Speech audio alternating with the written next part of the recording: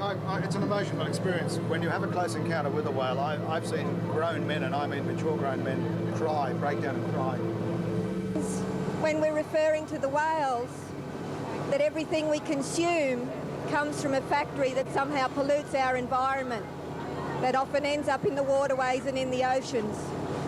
So the principle of living must be that we live simply so that others can simply live. I think they're very beautiful creatures. Last year I went with Alicia whale watching. I got that whales were working with the humans very closely, and that they're relaying a lot of information to Mother Earth. I first started talking to whales several years ago. I was on a dawn whale watch trip and noticed the whales connecting with me psychically. It was truly an amazing and powerful experience. I was very deeply moved. By that time I'd been a practicing psychic and spiritual healer for 8 years or so, and had begun to teach people how to communicate with nature's intelligence, the psychic aspect of nature. It seems as though creatures, whales, whatever, have an energy field around them, an electromagnetic field, and that seems to reach out to our electromagnetic fields, connecting and communicating on that subliminal level. And those of us, like myself, who are psychic, have just learned to read that. It's as simple as that. Communicating with whales is a little bit different, very much easier. Their psychic energy is very strong. And over the years now, I've taken people out each year to hear what the whales have to say to us, their human counterparts. And I've found that sometimes their questions to us can be quite confronting. So I've just been told by the whales they're ready to talk. The whales have known for a little while psychically that this little trip's going to be happening, with all of us coming up here specifically to talk to them. Now there's a lot of people come out here, but just telling me this to say to you right now, that a lot of people come out here on boats to see them, but not many people can talk to them or communicate to them or listen to what they have to say. And they're just saying to me right now, it's very, very important to them that we've come out here to hear their side of the story, to have a conversation with them, which is very unusual. As I was saying, that the whale, the consciousness of whales, if you like, the group intelligence that is whales, has been aware that we're going to be coming out here today, and they take this very seriously, this meeting of minds, this meeting of consciousnesses, and they'd love to have like a two-way conversation with us where they want to hear from us, our perspective, and they're very happy to talk to us. They're, talk to us about their perspective. So I'll just tune in a little bit more and see what they want to say. First, they just want to say that they are very concerned that the waterways, the oceans are getting polluted. They're just telling me right now, just to let you know this. And some of the conversation, the two-way interaction here today with them will be about that. They are cohabitating this planet with another creature called human, except that the human creature doesn't seem to have any awareness of how to look after the planet. And so there's this concern that they are, what they're saying to me right now is that their little brothers and sisters, the humans, the young ones, the ones who haven't evolved and matured in their capacity to maintain equilibrium in the natural cycles of the planet. And so the whales are very, very concerned, they're just saying right now, and they do want to have a conversation with us about this. I'll just check in to see what else they want to say. They're very aware that we don't come out here very often, us group here on this boat. They welcome us to their pristine environment, not too many Coke cans floating in the water, not too much pollution out here. As somebody said before, it's a fairly pristine, clean ocean area in this area here. And they'd like to have a look at us for a while. They want to check out our energy fields.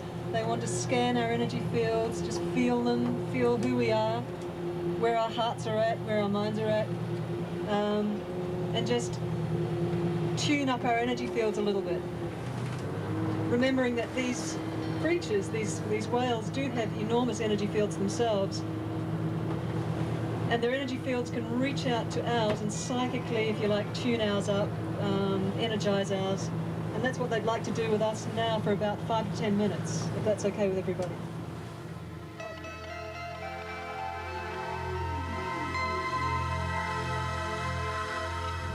Just quietening the mind, closing the eyes just helps a little bit. And taking 2 or 3 really deep breaths as your eyes are closed, just for a quick tune-in.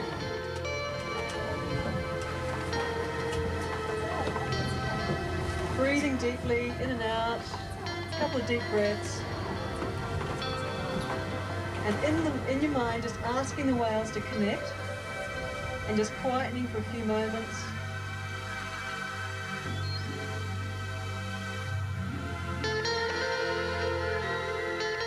Imagine yourself now on the back of a whale, holding on and letting that whale take you down under the water. Down, down deep into the depths of the ocean, feeling safe and knowing that you can breathe easily, and also feeling the presence of other whales around you. And just as you're floating and gently swimming down in those depths of the ocean, imagine that you can communicate very easily and chat to the whale that you're with. Ask him or her a question, and just pause for a moment after your question and just notice your thoughts and your feelings, and notice what comes back to you.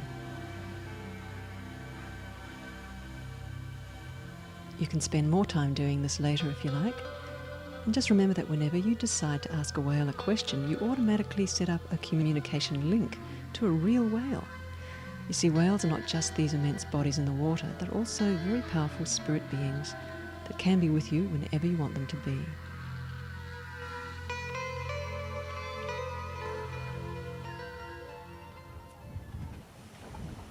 So if anyone has a question, if you'd like to come up to the microphone and say it into the microphone so everyone can hear, then we can bring the information through. Just one by one. Please feel free. Why do whales beach themselves? Okay, I'll just let the information come through. One of the main reasons they're saying that whales beach themselves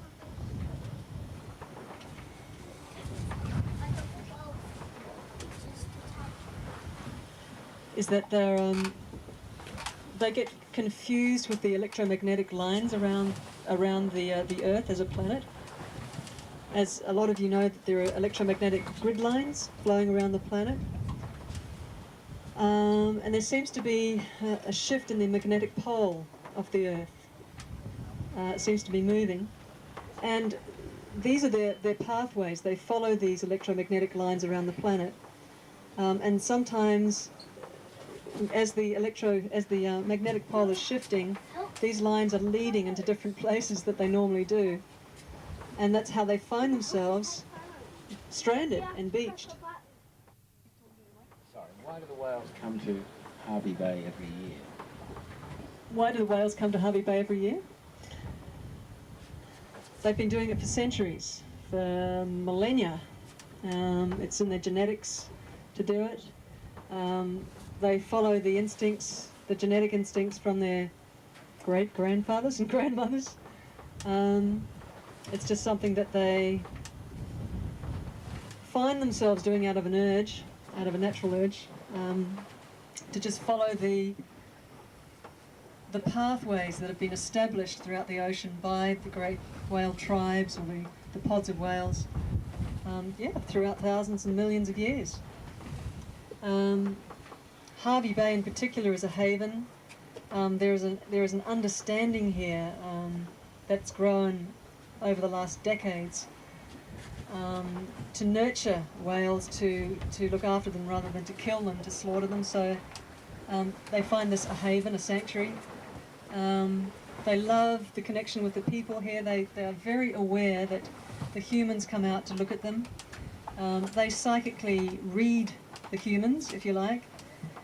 And they're very, very interested in opening up conversations and opening up,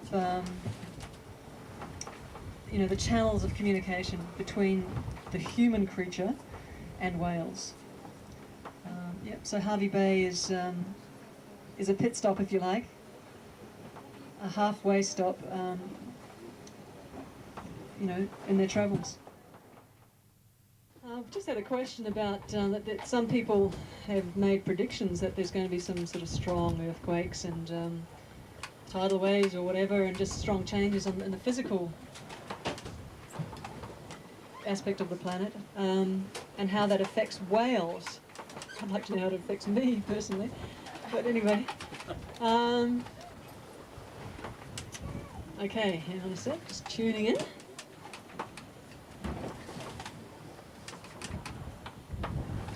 Okay, the answer they're giving back to me is that, again, they're not very attached to their physical bodies. If they find themselves in some fairly drastic physical event on the planet, they'll just leave their body easily, without too much of a big deal. We're the ones who are kind of afraid of what we call death and leaving our bodies, because we're not very aware that we're astral, psychic, and energetic beings. We think that our bodies are all that we are, so which is not the case. We also are energetic, psychic, astral beings, but we just have to learn more about that, so that we don't have that fear of death. So it's important for us to know that when the physical body drops away, that's not the end of us. We're still there. We're still experiencing, thinking, feeling.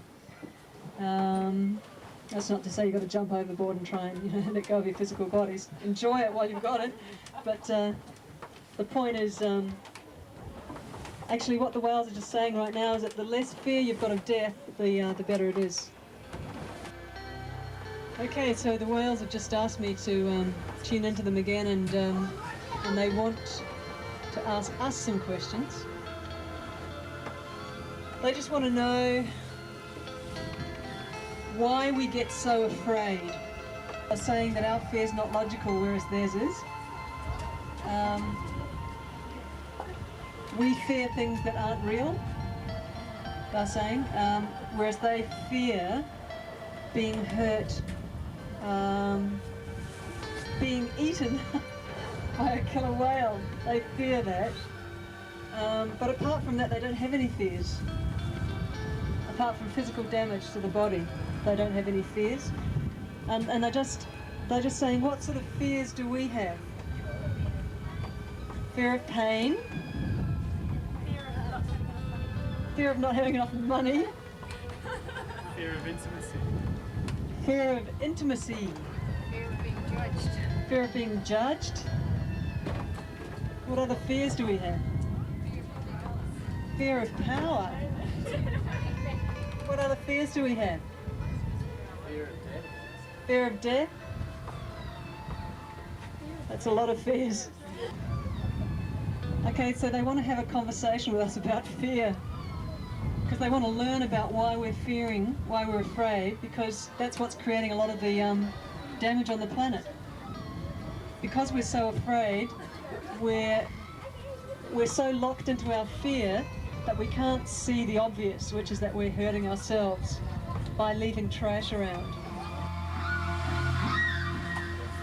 So we've lost touch with nature because we're in houses and buildings, and our parents haven't educated us about those basics, and we don't see it anywhere else around us. We're just sort of at typewriters and computers and at desks and looking out through glass windows and all that sort of stuff, right?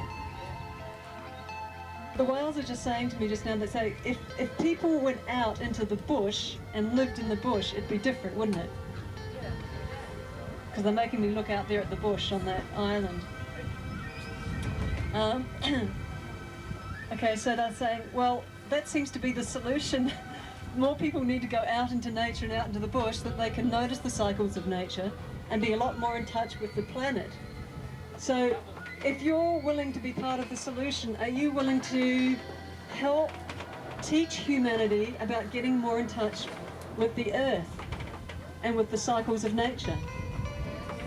So what are some creative ways of doing this? We need to stop using polystyrene cups and bring our own. Okay, bring our own cups. What are some other creative ways of getting people more in touch with nature? How can we get more in touch with the planet, with the earth? How can we realize that how can we help?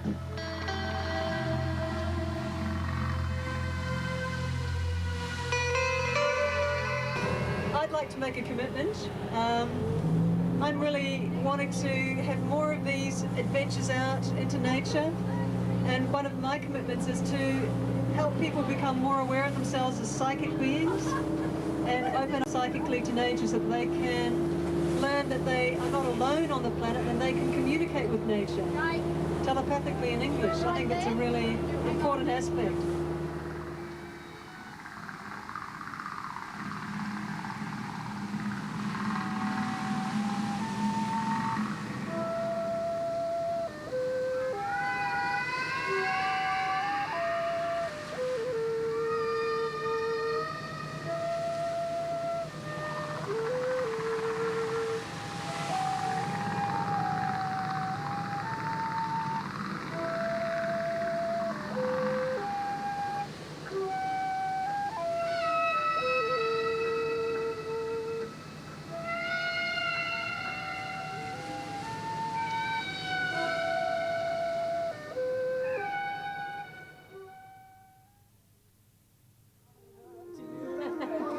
I'll tell you a story. Yeah, this is the story I was going to tell you before.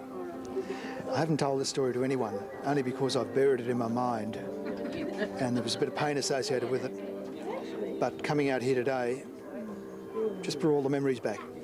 About 4 years ago, I had a boat, not much smaller than this, about 34 feet.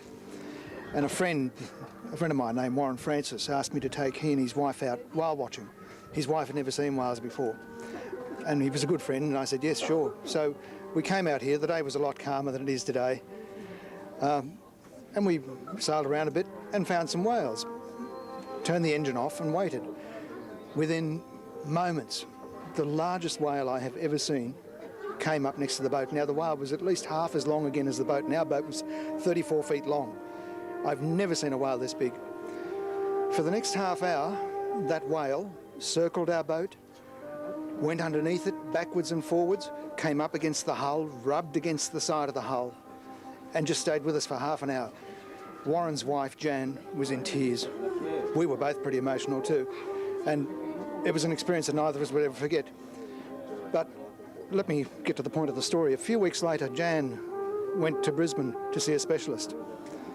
And the specialist told her that the cancer that had been eating her body that she knew nothing about had taken over, and she had 3 months left to live, and sent her home. 5 days later, she was dead. But before she died, she said to Warren, I'll never forget that experience with a whale. And I've talked to people since then, and no one has ever seen a whale or heard of a whale do what this whale did. And now I won't make any comment on that, but I'll leave it to you just to decide what was happening there. I'm getting quite emotional myself now just thinking about it.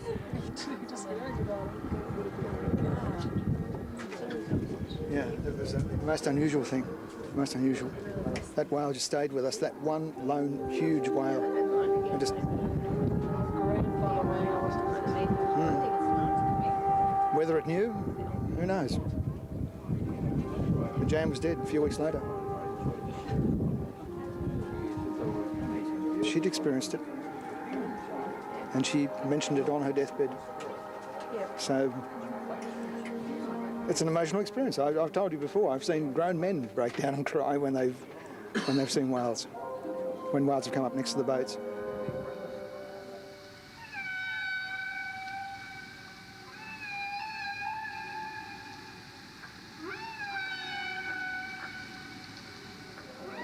I have a good connection with whales because I've done a lot of time on top of the water. But no, it was quite moving today when I first saw whales, but I've settled into it nicely now. got control of it all again. Control of what? Got control of how I was feeling. What were you feeling? I was feeling very connected. But I must say I felt deeply affected emotionally just at that initial time when we were out, going quiet. The girls started toning. That was really nice. And I bought myself a special little memento as a keepsake. Good, isn't it? I've had a lot of dreams with whales, and with a connection more or less through basically the message, the basic message being love through fun and fun through love. And you get to where you want to go through that, no matter what. Just stick to that one. Don't take it too seriously and just keep on plunging into love. My name's Dayananda, and whales are people too. It's just really amazing to be out here and amongst their energy and feel so comfortable with it. It was the first coming out. I started to, I did a bit of meditating on the boat on the way out and started to just feel this really welcoming sensation, and when we saw the first ones and you start to communicate with them, it was like like they were saying, oh, it's you again, you know, and as in obviously we've been around before and all been connected in some way, shape or form, so it was pretty amazing. So my energy's pretty high at the moment.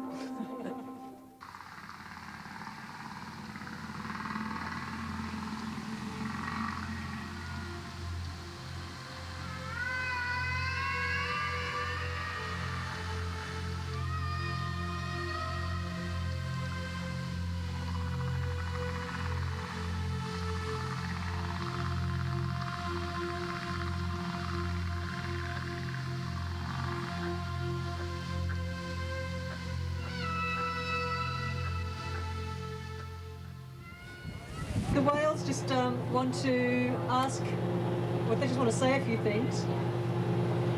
They're apologising for the choppy ocean, for the choppy sea. They're used to it, but we're not.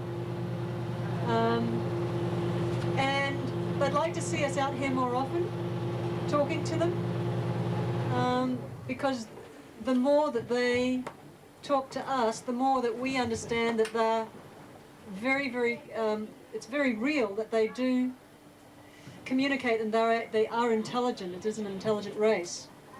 They would like some help in harmonizing the planet, in waking the planet up to a higher level of awareness and higher level of consciousness about Mother Earth, and also just generally about the spiritual side of life. They're just telling me right now that they communicate with human beings. When human consciousness is relaxed and in a sleep state, the whales can connect with our consciousness. That's what they're just saying to me right now. And that's why sometimes you might have a dream of being with a whale, or when you're in a meditation state, you might feel like you're connecting with a whale, or a whale comes to you. So, as often as you can, they're just suggesting to gather together in groups and to go into deep meditation spaces and to open up your psychic awareness to whales and allow them to communicate with you. Because that's just one way of helping Mother Earth, of increasing your own awareness of your own spirituality. So if anybody has any questions, please feel free. Yeah. Do they trust each other? Whoa, what a question! Do whales trust each other? They're saying, young man, if we didn't trust each other, we would be in a worse state than we even are today. They're saying it was a rough time round about the early part of the century when human beings didn't have any idea of awareness of whales, and they were being hunted, deliberately hunted down. And at that time they had to form like committees, in a sense, like gatherings and groups to look after each other. and to communicate to each other what was happening around the planet. And that was a real time of bonding amongst all the different whale tribes. That's what they're just saying to me right now. I don't take any responsibility for this information, it's just what's coming through. And that was a time when even the dolphin race and the whale race had to start working together to look after each other. So, and they're saying, thank goodness now for the media, for education on a global level, that people, even in Japan and Norway, the nations that are still commercially whaling, under certain sort of loopholes in legislation, that that generally around the planet there is an awareness that there are other sentient beings, other intelligent consciousnesses and races on the planet, and that there is a potential for getting to know these races. There's a lot of people who are learning how to communicate with dolphins. Unfortunately, they think that dolphins, they're trying to do it through the English language on the outside, but it needs to happen on the inside rather than on the outside, with thought communication rather than language and out here sound communication. Can you speak it right in the microphone? I've heard that dolphins have helped people in the past who have been stranded out in the ocean, shipwrecks and so forth. Have whales had a similar interaction with people in helping?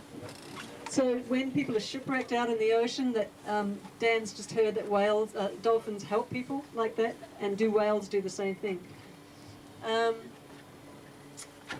I can just feel them going through the archives. It's sort of like scan, scan, scan. Have we ever done this? They swallowed them. Moby Dick swallowed them and then spat them out on shore. There you go, mate. Yeah. They're saying generally they don't interact so closely with humans. Dolphins are much more interactive with humans. They tend to keep at a distance and sort of just send out a bubble of energy, support energy, rather than actually coming up and manning a shoulder, you know what I mean? So it's more like if somebody was in trouble out there, they would send out a little bubble of energy saying it's okay, just relax. No matter what, you know, even if that person ends up dying, it's just like a thought form sending out to them, just relax. And that is what they would do and do. Do. Yes. Another question from Guy. I haven't asked one.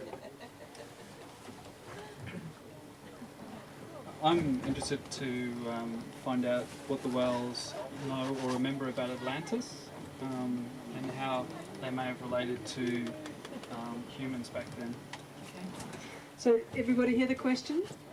What do whales remember about Atlantis, and how did humans interact with them then? Okay, so they're saying this is a really important bit of information that's going to come through.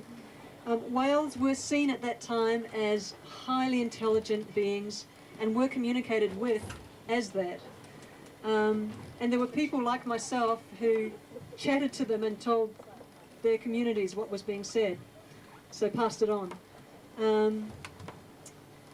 And the communities of Atlantis, the people of Atlantis, really revered the dolphin communities and the whale communities, and they learnt so much from them. They learnt how to love each other and how to be harmonious together as communities. They learnt psychic skills and techniques. They learnt how to teletransport themselves and how to travel astrally through different etheric planes and dimensions. They learned how to travel to different star systems astrally and psychically, and to receive information psychically from different galactic star systems or civilizations. So a lot of information was brought through, and a lot of skills and tools, psychic skills and tools were brought through from communicating with the whales and the dolphins. And they even had temples to them, and it was a way of life with the Atlanteans to communicate with their brothers and sisters out in the ocean. So it was just a normal part of their life that they just learnt about all this. I don't know if they had newspapers and TV, but I guess they gathered in groups and sort of learnt it was sort of like the person who was, I call it downloading the information was like TV, you know, they'd all get together, like movies, they'd get together and listen to the latest news flash from Sirius. How do the whales identify each other? Like, do they have names or sounds, or how do they identify each other? Do they have some differentiation? How do whales identify each other? Is it through the sounds that they emit, or, you know, who knows, I'll just ask them.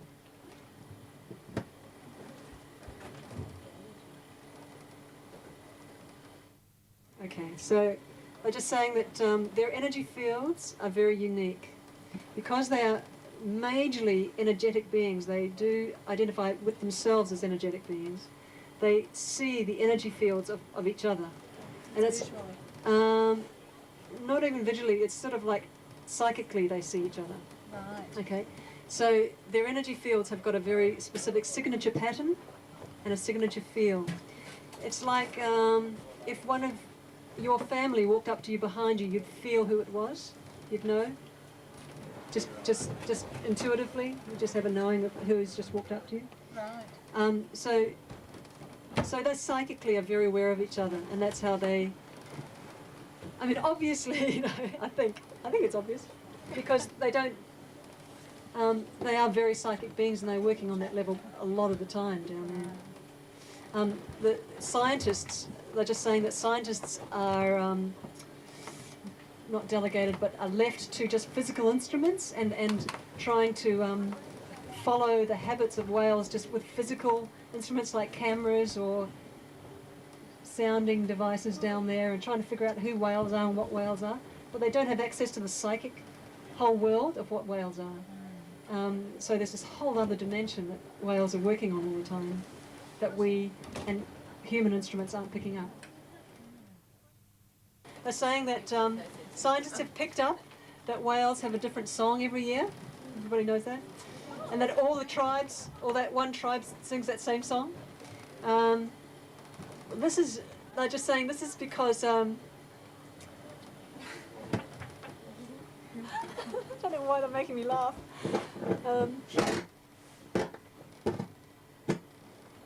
This is because they get tired of the other one. They get bored. That's what I just said. I'm sorry. They said it's true. No. Like one of them is a songwriter, and they all go and learn that one day. They just have fun with their sounds.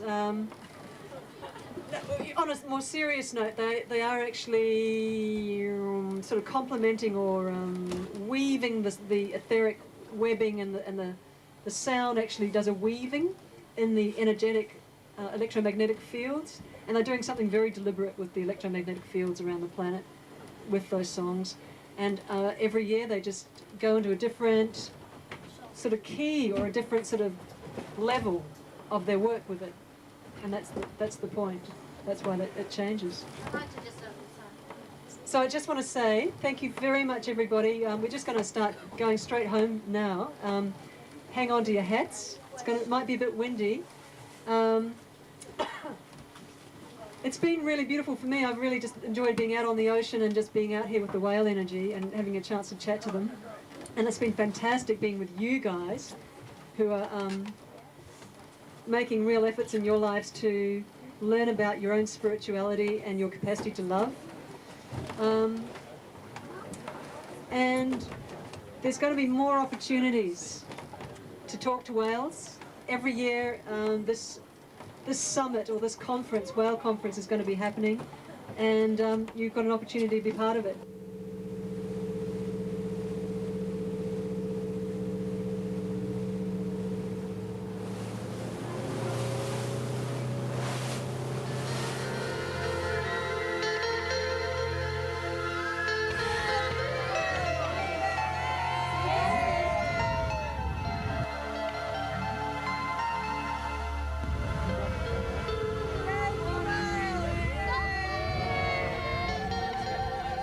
Whales are people too.